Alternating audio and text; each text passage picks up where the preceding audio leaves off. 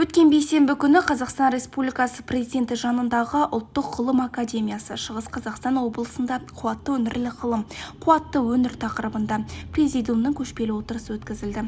Қатысушылар тұрақты экономика мен қоғамды құруға неғұрлым бағытталған тәсілді қолдана отырып, жаһандық мәселелерді жергілікті контекст арқылы қалай шешуге болатынын талқылады.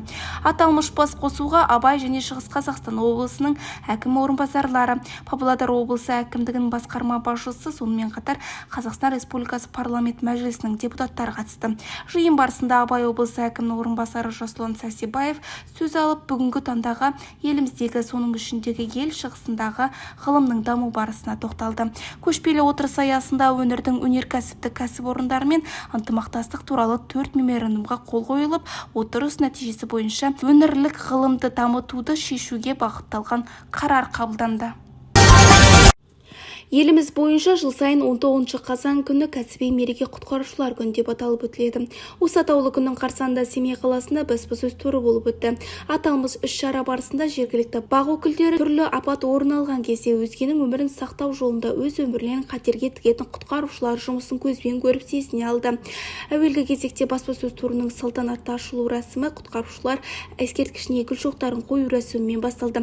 Сонымен қатар қызметке жаңадан кіріскен қызметкерлер, яғни жас құтқарушылар батырлар сапарына қосылуға және өз міндеттерін абыроймен орындауға дайын екендігін білдіріп ант қабылдады. Шара барысында бақ өкілдері құтқару қызметіне қолданатын заманауи жабдықтармен танысты. Бұл ретте жеңілдетілген авариялық құтқару құралдарының қалың қардан бастап су тасқынына дейінгі түрлі төтенше жағдайларға төтеп беруге мүмкіндік беретін қауқары бар екендігі көрсетілді. Өңірдегі 327 елді мекеннің 298-і сумен қамтамасыз етілген. Яғни сумен қамту халықтың 92,8%-ын құрайды. Бұл туралы өңірлік коммуникациялар қызметінде өткен брифингте Абай облысы энергетика және тұрғын үй шаруашылық басқармасының сумен қамту және су бұру бөлімінің басшысы Құралай Дүйсенбаева баяндады. Абай облысында 327 елді мекеннің тек 29-і ғана сумен қамтылмаған. Бұл жақсы көрсеткіш. Жан басына шағатын болсақ, облыстың 607,556 мың тұрғыны 43,241 мыңға жуығы сумен қамтамасыз етілген. Облыс халқының 2025 жылға дейін сумен 100% қамтамасыз етілуіне қол жеткізу үшін жаңа құрылыстың 46 жобасын іске асыру қажет деді Құралай Дүйсенбаева.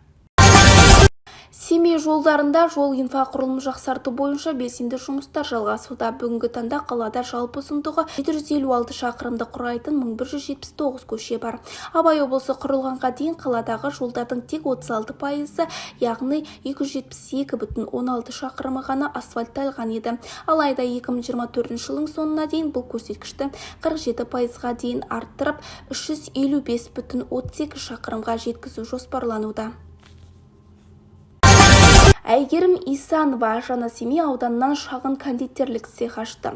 Көп балалы ана өз ісін бастауға қажетті қаржыны әлеуметтік осал топты қолдауға арналған қайтарымсыз грант арқылы алған. Жерлесіміз ағымдағы жылдың тамыз айында 400 айлық есептік көрсеткіш бойынша грантты жеңіп алып, қаражатты кондитерлік өнімдер мен кондитерлік өнімдерді шығару цехы бизнес жобасын іске асыру үшін қажетті құрал жабдықтарды сатып алуға жұмсаған. Жаңалықтар легі осындай. Сіздермен бірге болған Сымбат Қайратқызы. Семей таңы YouTube арнасына тіркеліп, маңызды жаңалықтардан хабардар болыңыздар.